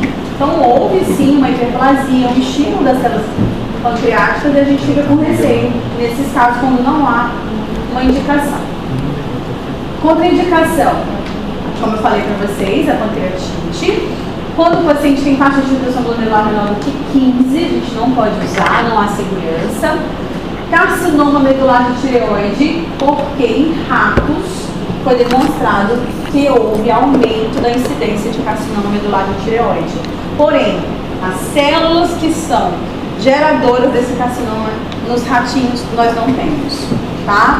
Então há uma segurança no caso de não desenvolver. Porém, quando o paciente tem histórico e o carcinoma medular de tireoide é um câncer gravíssimo, a gente não vai prescrever. Mas é muito raro, eu, em toda a minha formação, nunca tive um paciente com carcinoma medular de tireoide, tá? E se você está usando o DPP-4, faz sentido você usar a GLP-1? Não faz sentido, gente. Então é o mesmo efeito ali, entendeu? A mesma via de sinalização para o controle da glicose. Não precisa, tá? Aqui custo, e é um resuminho, isso aqui tem na diretriz, tá? Depois vocês deem uma olhadinha, um resumo de tudo que a gente falou, sobre, em relação à eficácia, em relação à hipoglicemia, em relação ao peso, em relação se é oral, se é injetável e a custo. Metformina baixo, gratuito, médio, GLP-1 alto, uma canetinha de Ozempic que está custando a de R$0,500 por mês. Pode falar. A senhora falou, mas qual a capacidade natural de GLP-1 de baixar a glicose? Falei, de 0,8 a 1. A 1,5. GLP-1 até 1,5. 0,8 a 1,5. Podendo chegar até 2 pontos em alguns pacientes, para mim, pelo menos na minha experiência, por causa da redução do peso. Entendeu? Então, esse efeito na glicemia, mediada pela glicemia. Lembrando que ele também está atuando, fora isso, onde? No peso. Então, se você usa para um paciente que tem obesidade, você chega na dose da liraglutida de 3 ou de 2,4 da SEMA, você perde lá 10 quilos, gente, você pode repetir o diabetes no paciente, se o paciente perde peso. Todo paciente que eu falei para ele anteontem, comemora, porque você está usando metade da dose que você usava de Tigdu, que é DAPA e metformina, e a glicada dele está 5,6. Bom, laboratorialmente ele não tem mais, é claro que ele não tem porque ele está usando medicamento. Ele já perdeu 18 quilos. Se ele perder mais uns 4, 5 quilos, 5 quilos eu tiro o Tigdu dele. Acabou o diabetes. Acabou não, né? Repetiu. Eu falo isso pra ele. Mas eu falo nesse sentido, ele fala, puxa, doutor, eu usava dois comprimidos de Tigdu e um outro, eu usava 3 remédios de diabetes, hoje eu estou com a metade de um, e estou com a glicada normal. Ele estava com 8,5 de glicada, né? Bom, agora, aqui, os últimos slides, eu vou juntar tudo que vocês aprenderam. Tudo que vocês aprenderam do diagnóstico e das medicações que existem. E como que eu vou pegar essas informações e vou colocar na hora que chegar um paciente para mim. Isso aqui é uma forma de você tratar um paciente com diabetes. Por quê? Aqui, a meta de tratamento é objetivando a glicada, no sentido de que quanto que chegou a glicada, o que eu vou fazer de tratar para aquele paciente de acordo com a glicada. Só que o paciente não é só uma glicada. O paciente é um diabético com obesidade, com uma glicada de tanto, mas ele também é com a mesma glicada do idoso, com a mesma glicada um paciente com doença renal crônica, que não pode com taxa de filtração menor do que 30, com a mesma glicada um paciente que acabou de ter um infarto, com a mesma glicada um paciente que tem microalbuminúria, e daí você tem que saber qual é a melhor droga para aquele paciente, não pela glicada só. por ele. Entendeu? Aqui vai estar dizendo assim, glicada menor do que 7,5. Quanto que é uma glicada para paciente diabético mesmo? Acima de quanto eu considero uma glicada de um paciente que ele é diabético? 6,5. Então, acima de 6,5, menor do que 7,5, você pode fazer monoterapia com metformina. 1,500, pelo menos 1 grama. Pelo menos 1 grama, tá? Mas, idealmente, você começa já com a dose padrão, tá? Começa 1 grama e depois de 2 semanas, 1 semana, coloca a dose boa. Monoterapia é ótima, monoterapia, mas vamos fazer monoterapia para baixar essa glicada, né? Mas não. O paciente chegou com glicada entre 7,5 e 9. Vai adiantar só monoterapia? Não. Terapia dupla. Metformina com algum outro antidiabético oral. Aí, quais, professora? Qualquer um que a gente falou. Aí você vai individualizar. O paciente está aqui, ele é juiz, e ele tem uma circunferência abdominal de 115 e obesidade, muita fome. Qual vai ser esse segundo antidiabético? Análogo de GLP-1. Mas ele não suporta a injeção de jeito nenhum. E aí, qual? Não. Você está com 9 de glicada. Ele é obeso. Você pode fazer um medicamento para ajudar a emagrecer. Isso é uma glutida oral, gente. Reversos. Entendeu? Tem para todos os gostos. Mas aí o paciente está com a glicada acima de 9, mas ele é assintomático. E faz diferença, professora? Faz. Se ele está com a glicada de 9,5, 10 e está com poliúria, polidipsia, perdendo peso, qual vai ser a terapia baseada? Vai ser em insulina, tá? Então, se ele está com a glicada acima de 9, mas não tem sintoma nenhum de hiperglicemia, professora, que sintoma é esse? Gente, sintoma de hiperglicemia. Ah, mas ele está com a glicada de 9, ele está com dor de cabeça, náusea e vômito. Não tem nada a ver com isso aqui, é outro sintoma. É sintoma de hiperglicemia, quando eu estou falando a palavra sintomático ou sintomático, tá? Então, está com glicada alta e sintomático, terapia dupla ou terapia tripla, se não responder após 3 meses. Eu não avalio o meu paciente com 6, 1 ano, não, gente. Toda mudança que eu fizer medicamentosa, eu preciso rever esse paciente com 3 meses e avaliar se eu atingir a meta, tá? E aí o céu é o limite. Enquanto houver medicamento para esse paciente tomar, ele vai tomar. Lembra que eu falei para vocês na primeira e na segunda aula? É vontade minha? Chega o paciente de remédio? A gente nasceu para entupir os pacientes de remédio. Vocês estão aqui estudando medicina para entupir os pacientes de remédio de vocês. Não, gente. Vocês estão aqui para ensinar e orientar o paciente de vocês, porque diabetes é educação em diabetes. Mas vocês vão ficar perdendo tempo, brigando com o paciente? Não, gente. Você vai medicar, tá com 4, com 5, mas toda vez que eu coloco o medicamento a mais, eu falo, olha, dona Maria, eu vou colocar aqui o nome do remédio, mas eu vou colocar bem grande assim, exercício, porque é a mesma coisa. É que a senhora optou por esse aqui, mas se só tivesse optado pelo exercício, eu ia conseguir a mesma meta. Porque 1 hora de exercício físico diariamente reduz glicada igual o IDPP-4. Igualzinho o IDPP-4. Agora, é mais fácil colocar um tênis com 1 hora de exercício ou tomar um comprimidinho? Eu não vou discutir, são escolhas. Eu já falei pra ela fazer, ela não fez. Chegou uma paciente pra mim que fez. E eu tirei o remédio. Entendeu? E aqui, quando o paciente tem glicada acima de 9 e tem sintoma, aí a terapia é baseada em insulina. Pode nem ser 9, gente. Pode ser 8,7. Mas o paciente tem sintoma de hiperglicemia. Então você tem que abordar com insulina, tá? Aqui é mais ou menos um resumo, lembrando que aqui o paciente com DM2 tem doença aterosclerótica. E se ele tem doença aterosclerótica, quem são as únicas medicações que demonstraram benefício cardiovascular? quais foram as duas classes que mostraram redução no risco de doença cardiovascular? Análogo do GLP-1 e as glifosinas, né? Então, se ele tem doença aterosclerótica, claro, a metformina sempre vem, gente, porque ela tem a maior potência em redução da glicada, mas a minha segunda medicação tem que ser ou um GLP-1 ou um ISGLT2, tá? Vai tomar um GLP-1 sempre associado com a metformina. Gente, é porque você não consegue almejar a meta que você precisa. Então, vamos lá. Se o paciente está aqui,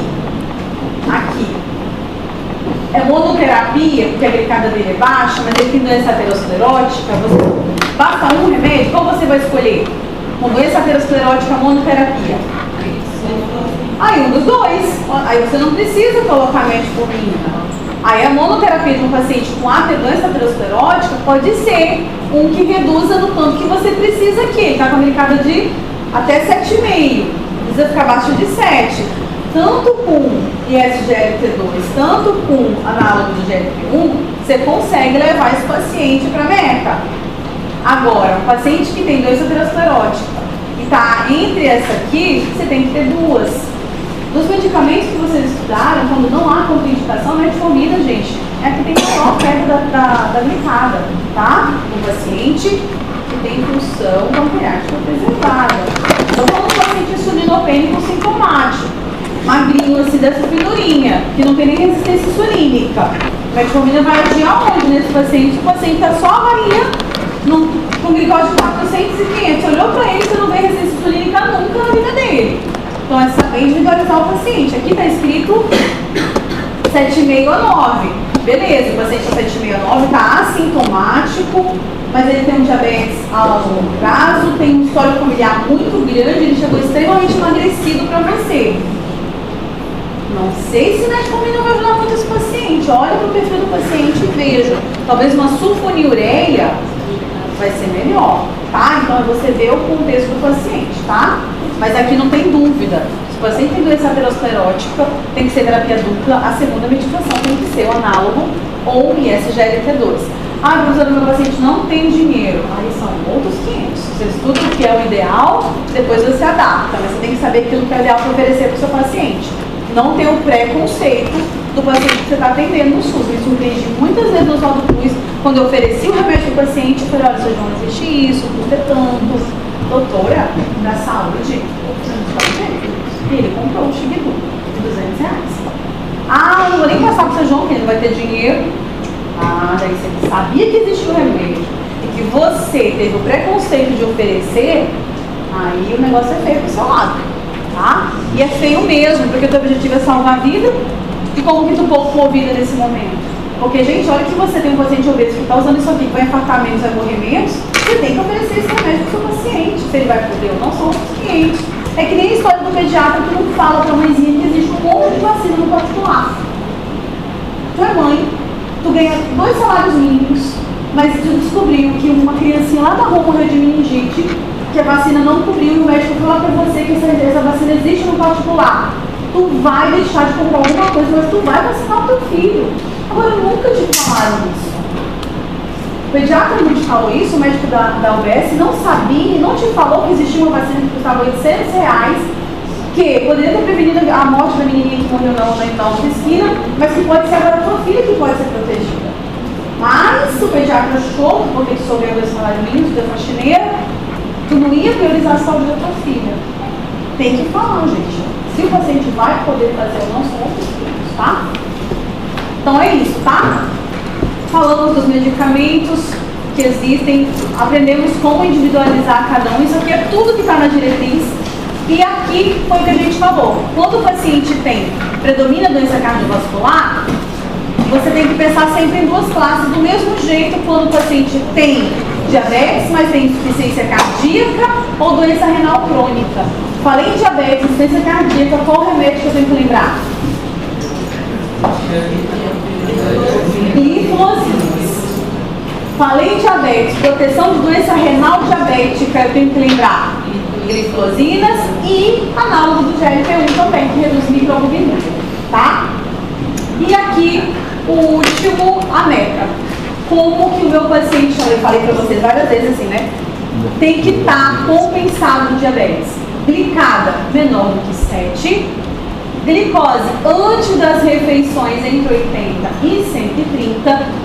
E 2 horas após a refeição. Pós-prandial é 2 horas após a refeição, abaixo de 180. Na gestante, a gente mede 1 hora depois da refeição. Tá? A gente quer ser mais ainda controlado, a gente não quer nem pico nenhum, nem com 1 nem com 2. Na gestante a gente mede com 1 e com 2 horas esse controle. No DM2 não gestante, no DM1 não gestante, a meta pós-prandial a de 2 horas. Tá? Fizeram a listinha aqui, né? Ok. Dúvidas? Pode falar.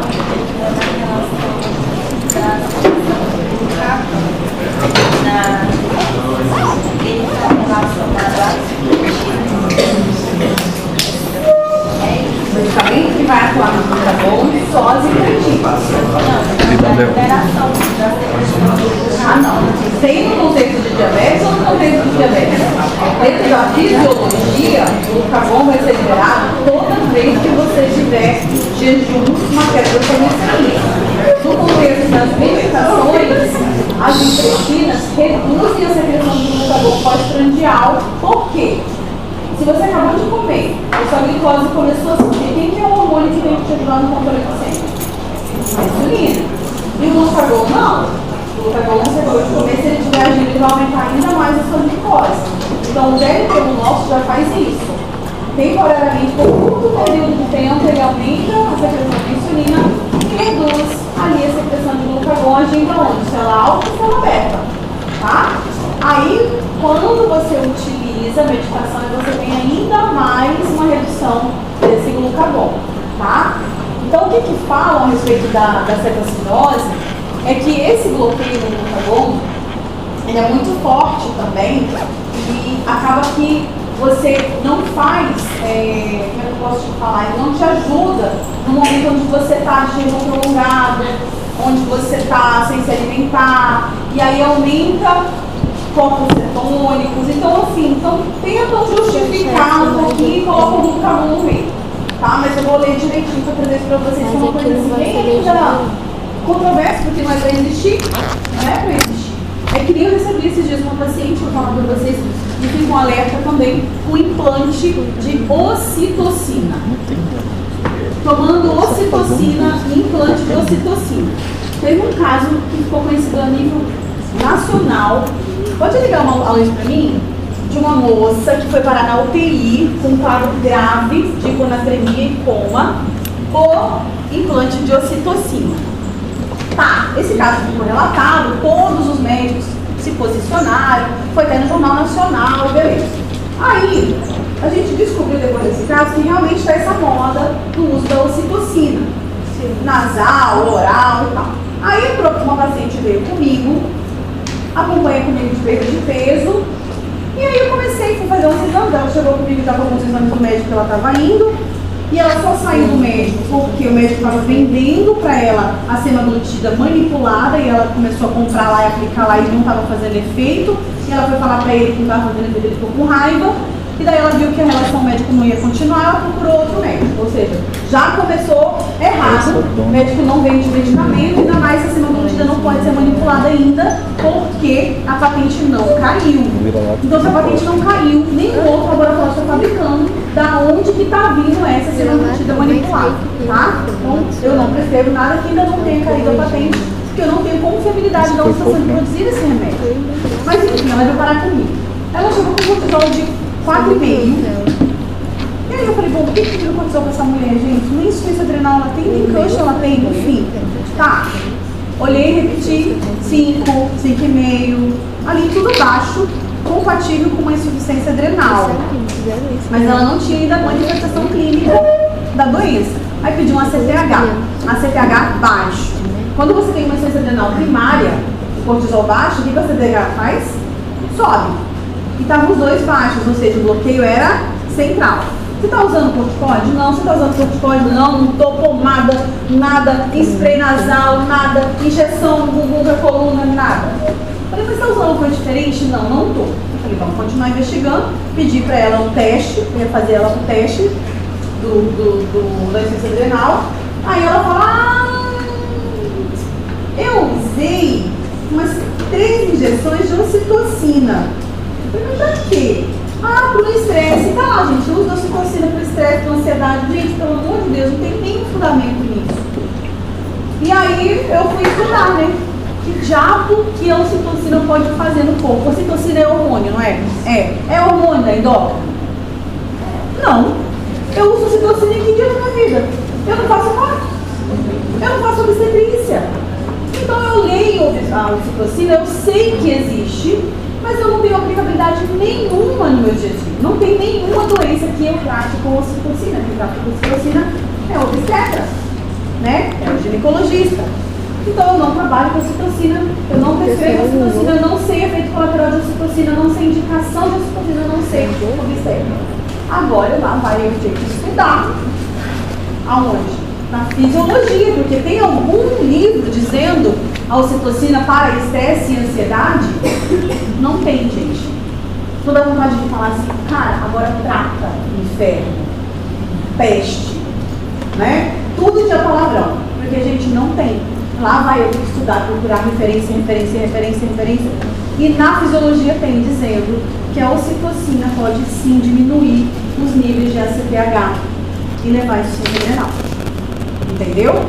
Aí agora, lá vai ter que eu cuidar de uma causa, de uma coisa que não fui eu que causei, que não tem indicação, que não tem bula, que não tem livro, que não tem nada, não tem lugar nenhum dizendo insuficiência adrenal induzida por ocitocina como conduzir.